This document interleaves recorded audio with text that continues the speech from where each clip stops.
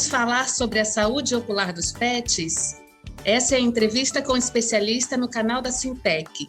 Aproveite a oportunidade e se inscreva para conferir diversos conteúdos que saem todas as sextas-feiras. Não se esqueça de curtir e ativar o sininho. Hoje recebemos a doutora Silvia Franco Andrade, oftalmologista e professora do curso de Medicina Veterinária da Universidade do Oeste Paulista, UNOeste, de Presidente Prudente, no interior de São Paulo. Especializada em clínica médica de pequenos animais pela UNOeste e em oftalmologia veterinária pela Anclivepa de São Paulo, doutora Silvia possui mestrado e doutorado em clínica médica pela Unesp Botucatu e pós-doutorado na Unifesp, em oftalmologia. Ela também é autora de livros da área veterinária, Manual de Terapêutica Veterinária e Manual de Toxicologia Veterinária. Doutora Silvia, seja bem-vinda ao nosso programa. Gostaria que você se apresentasse aos seguidores do nosso canal. Olá, bom dia a todos, bom dia, Suzana. Queria agradecer primeiro o convite da Sintec, pela Mariana Matias, né, que é coordenadora técnica do interior de São Paulo, também a Juliana Villarreal, que é assessora de imprensa, né, e estou muito feliz de estar aqui com vocês, né, nesse bate-papo e comentar um pouco, né, dessa minha trajetória aí na veterinária e nessa parte aí de oftalmologia. No bate-papo de hoje, vamos falar sobre oftalmologia e a saúde ocular dos pets, assunto que interessa muitos tutores. Vamos falar sobre a síndrome do olho seco, que é muito comum e muitas vezes não diagnosticada corretamente. Doutora Silvia, o que é síndrome do olho seco? Então, a síndrome do olho seco é uma oftalmopatia muito importante e muito frequente em cães e no ser humano. E isso é interessante porque o cão acaba, né, sendo também um modelo, né, para a medicina humana também. Nessa minha trajetória, eu já estou, né, eu dou aula e trabalho no Hospital Veterinário da UNOeste já vai quase 34 anos, agora vai fazer em agosto, e nessa trajetória eu convivi muito, né, com essa patologia. Depois de eu me tornar especialista, né, em oftalmo pela Anclivepa, eu também já tinha, né, sido feito pós-doutorado na Unifesp, e durante meu pós-doutorado na Unifesp eu pude também ver essa parte de olho seco em humanos, e isso me estimulou, né, porque eu oriento também, né, na pós-graduação aqui, mestrado, doutorado, me estimulou a vários, né, orientados e fazer pesquisa nessa área. E o que a gente pôde ver ao longo desses anos, em projetos de extensão, inclusive, que a gente tem aqui na universidade, é como foi importante, né, essas pesquisas. Então, o olho seco, ele começa com uma disfunção, né, lacrimal, então uma oftalmopatia crônica, geralmente imunomediada, que afeta tanto a porção qualitativa quanto quantitativa da lágrima. A porção quantitativa seria a porção aquosa, que é produzida por algumas glândulas, então, principalmente a glândula terceira pálpebra e a glândula principal, e a parte qualitativa da lágrima, que é dado por algumas substâncias. Então, aí a gente tem a parte lipídica, que é muito importante, que é produzida pelas glândulas de Meibomian, que são glândulas que margeiam, né, a pálpebra, que é aquela lubrificação que a gente chama lipídica, e a parte de mucina, que também é importante, que é responsável pela aderência, né, da lágrima à superfície ocular, à córnea, e que é produzida pelas células caliciformes da conjuntiva. Então, é uma oftalmopatia crônica, que até hoje não existe uma cura, e que a maior parte das vezes, né, de 70% a 90% é imunomediada. Existem outros fatores, né? Então a gente tem aí, além dessa parte de etiologia aí majoritária imunomediada, que são autoanticorpos, né, dos cães ou do ser humano, então, principalmente o CD4 e as interleucinas. Então, esses autoanticorpos, eles vão, né, danificar a superfície ocular, principalmente as glândulas, a córnea e a conjuntiva. E a gente tem outras causas, né? A gente tem causas secundárias, em torno aí de 20 a 30%. Então, nós temos algumas raças, né, predispostas. Então, a gente tem uma deficiência lacrimal congênita, que pode acontecer no Yorkshire, que pode acontecer no Pug. A gente tem hoje, né, os braquicefálicos, que são muito predispostos também. Então, e hoje, né, são uma das raças mais populares hoje no mundo e no Brasil. A gente tem doenças infecciosas muito importantes, por exemplo, a sinomose, que infelizmente está voltando com tudo, né? Talvez até por falha vacinal, enfim. E a leishmaniose, que hoje é um problema muito grave em algumas regiões do Brasil. Eu estou numa região, né, em Presidente Prudente, Oeste Paulista, região de Araçatuba, enfim, do interior de São Paulo, que é praticamente endêmica. Então, o clínico tem que ter bastante atenção, né, que esses animais vão possivelmente também cursar com olho seco. Uma coisa que hoje não se faz muito, mas era também uma etiologia importante, que é a remoção da glândula terceira pálpebra. Então, antigamente, a gente tinha um prolapso da glândula, e, em geral, os veterinários retiravam essa glândula. Lógico que com o avanço, né, dos estudos com olho seco, percebeu que isso era um grande fator, né, para induzir olho seco da porção aquosa. Então, hoje é contraindicado, só indicações de tumor ou de necrose da glândula, enfim. Então, fora isso, hoje é completamente contraindicado. A gente também tem drogas que induzem olho seco, então, atropina, que é um colírio até que a gente usa bastante, é um bloqueador muscarínico que ele acaba, né, diminuindo a produção lacrimal, então a gente não pode usar por muito tempo. E as sulfas, né, que também é um grupo aí de antibiótico que a longo prazo também pode induzir olho seco. Outras causas, né, senilidade, né, que com o passar do tempo é comum haver um ressecamento, e causas neurogênicas também, né, paralisia do trigêmeo, etc. Então, essas são as etiologias aí mais comuns, tá? E aí nós temos os sinais clínicos, e aí que mora, né, um dos fatores de ter tanto diagnóstico incorreto, né, e principalmente, né, pelos clínicos gerais.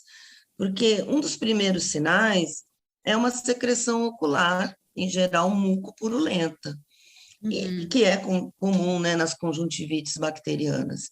Então, num primeiro momento, se você for analisar só pelos sinais clínicos, você acaba tendo um diagnóstico incorreto. Até uma melhora no início, né, com colírio aí antibiótico, anti-inflamatório, mas isso, com o passar do tempo, não se, né, não continua. Então, por isso que é muito comum, quando chega esse animal para o especialista, chegar com esse histórico. Não, doutor, eu levei, né, no meu clínico geral, e ele diagnosticou como conjuntivite, só que eu percebo que isso volta toda hora. Então, isso já é um primeiro, né, eu sempre ensino para os meus alunos, meus residentes, que essa história já é um primeiro, né, sinal, assim, de alerta, que esse animal deve estar, né, cursando com olho seco. Sim, E aí, muitas vezes né, confundidas, né, doutora? com certeza, muitas né? vezes confundida, né, Suzana? E eu acho que esse é o ponto-chave, né? Hoje a gente vive um boom da especialidade, que eu acho excelente, né, na veterinária, a gente está evoluindo, mas a gente tem que lembrar que todos nós somos clínicos gerais, né? E uma boa base da clínica geral é importante. Eu, né, tendo no hospital veterinário 2 dias por semana a especialidade, né, de oftalmologia, mas eu sou clínica geral, né? Também tenho essa especialidade, tenho essa bagagem de todos esses anos, tanto no hospital como em outras clínicas, né, que eu atendo como volante fora, né, do meu período da faculdade. Então, que às vezes eu percebo que eu vou atender em clínica de colegas e que o que houve, né? Aquela coisa de não fazer o básico. Então, a gente vai falar daqui a pouco, né, sobre o diagnóstico. Então, o teste de Schimmer, que é um teste muito simples, né, e o teste de fluoresceína, que é para ver úlcera, ver a patência, né, do ducto nasolacrimal, isso não é só do especialista, né, Suzana? Isso aí também é parte do clínico geral. E o que eu falo hoje, né, que os clínicos gerais são super importantes. Então, nós especialistas, a Sim. gente não vive sem, né, esse apoio, o contato com o clínico geral. Então, uma boa seleção por parte do clínico geral faz toda a diferença, né, no diagnóstico e tratamento.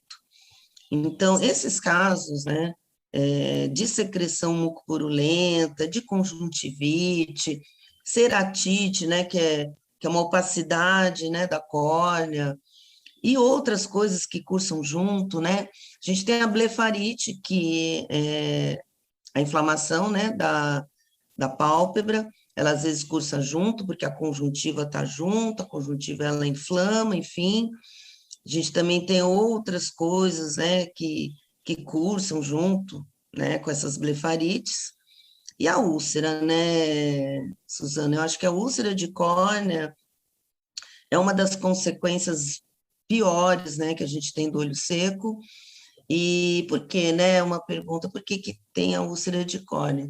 Então, a úlcera ocorre justamente, né, por esse ressecamento da superfície da córnea, né? Então, a lágrima, eu acho muito legal, porque em humanos, né, na oftalmologia humana, eles falam muito de lágrima tóxica. Então, é um termo que eu acho muito interessante, porque muitas vezes você faz o diagnóstico e a pessoa, nossa, mas está com muita lágrima. Mas não é lágrima, é secreção, entendeu? A lágrima mesmo, com aquela composição que seria o ideal, não existe. Então, pela essa falta de lubrificação, né, por essa falta até de nutrição que a gente tem de toda essa área, você começa a ter um ressecamento e uma destruição, né? Literal, tanto das glândulas quanto da córnea.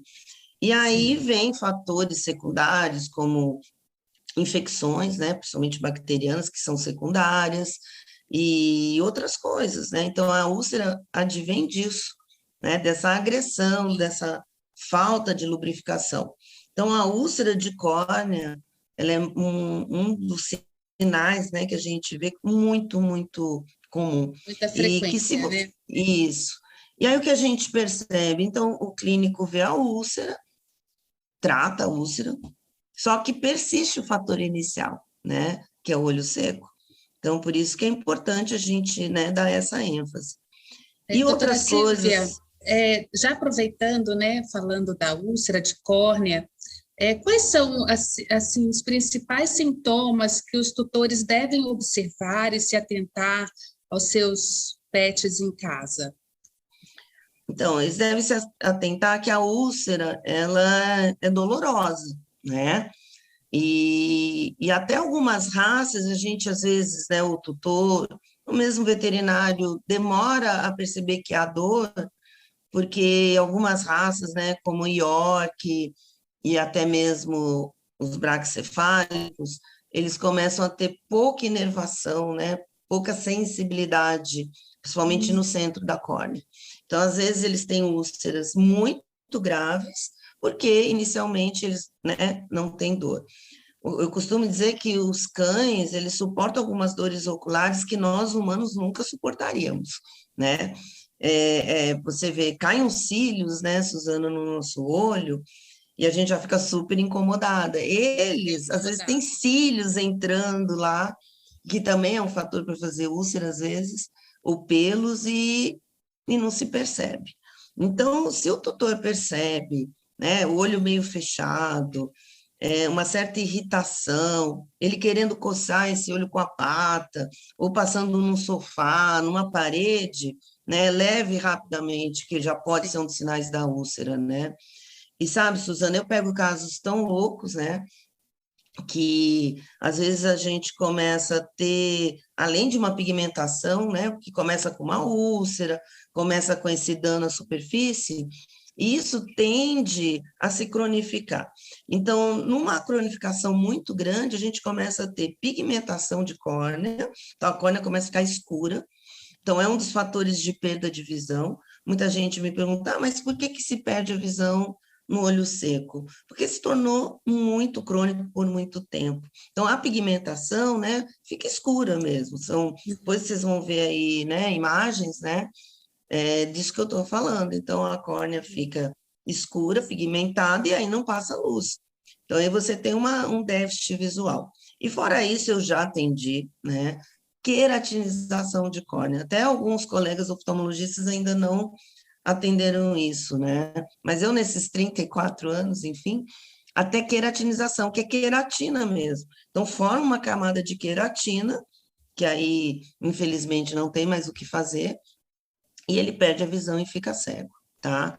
Então, eu acho que todos esses fatores, né, são fatores aí que a gente tem que levar em conta, né, Suzana? Sim, doutora Silvia, e como que é feito o diagnóstico dessa síndrome? Então, o diagnóstico, ele tem que ser aliado aos sinais clínicos com testes oftálmicos específicos, ok?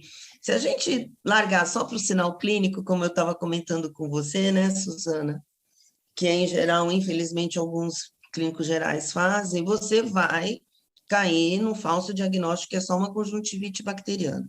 Não que não tenha, né, mas ela é secundária. Então, o diagnóstico é os sinais clínicos aliados aos testes específicos. Então, nós temos aí um teste básico, que é o teste ouro, né, que vê justamente essa parte, que é a parte quantitativa da porção aquosa, que é o teste lacrimal de Schimmer. Então, o teste lacrimal de Schimmer é um teste relativamente fácil, é uma fitinha, né, que a gente compra, coloca no saco conjuntival, ela tem uma dobradura, né, você coloca, espera 1 minuto e faz a contagem, né? Então, a gente tem a normalidade, os valores normais de 15 a 25. O que eu falo, né, até para os clínicos? Às vezes você tem o que a gente chama de borderline, né? Então, você tem um valor que gira assim 15, 14, 16 e com sinais clínicos. Então, nesses casos, qual que é a nossa indicação? Peça, então, né, ajuda especialista, porque aí a gente tem outros testes que aí o especialista que tem que fazer. Então, a gente tem um teste, né, que é o teste de ruptura do filme lacrimal, que em inglês é break-up time, que é o BUT, que é um teste que realmente aí tem que ser o oftalmologista. Por quê? A gente vai avaliar, né, a ruptura do filme. E a ruptura do filme é a primeira camada da lágrima, que é a parte lipídica, que é aquela porção que eu falei para vocês, que é de qualidade da lágrima. Então, muitas vezes, o cão, ele tem a porção aquosa normal e a porção lipídica que está alterada. Então, esse é um desafio que realmente para o clínico geral, ele tem que encaminhar, né, para o especialista. Sim, com Então, certeza o especialista precisa cuidar dessa parte, né? Isso. Mas eu não volto a insistir, né? O teste de Schimmer, o clínico geral também tem que fazer, Sim, ok? já para fazer um É o que a gente chama da encaminhamento. triagem, né? Sim, Então, ele tem que fazer. Aí, óbvio, se ele ficar em dúvida, porque tem um teste de Schimmer que aparentemente está normal, mas ainda continua tendo sintomas, então encaminhar, né, por especialista. E aí o especialista tem outros, né, exames. Então, eu falei aí do teste lacrimal de Schimmer, eu falei do BUT, mas a gente tem os corantes específicos, né, para células digitalizadas, o rosa bengala, o lisamina verde. Hoje a gente tem outros, né, testes, inclusive um recente, que é o teste de meniscometria, que até eu tive também um orientado que fez, né, que publicou recentemente sobre isso. A gente hoje tem também, começou na veterinária a avaliar as glândulas de meobômio, que são da parte lipídica. Então, enfim, hoje a gente tem outros testes, mas aí realmente é o especialista que tem que avaliar mais isso.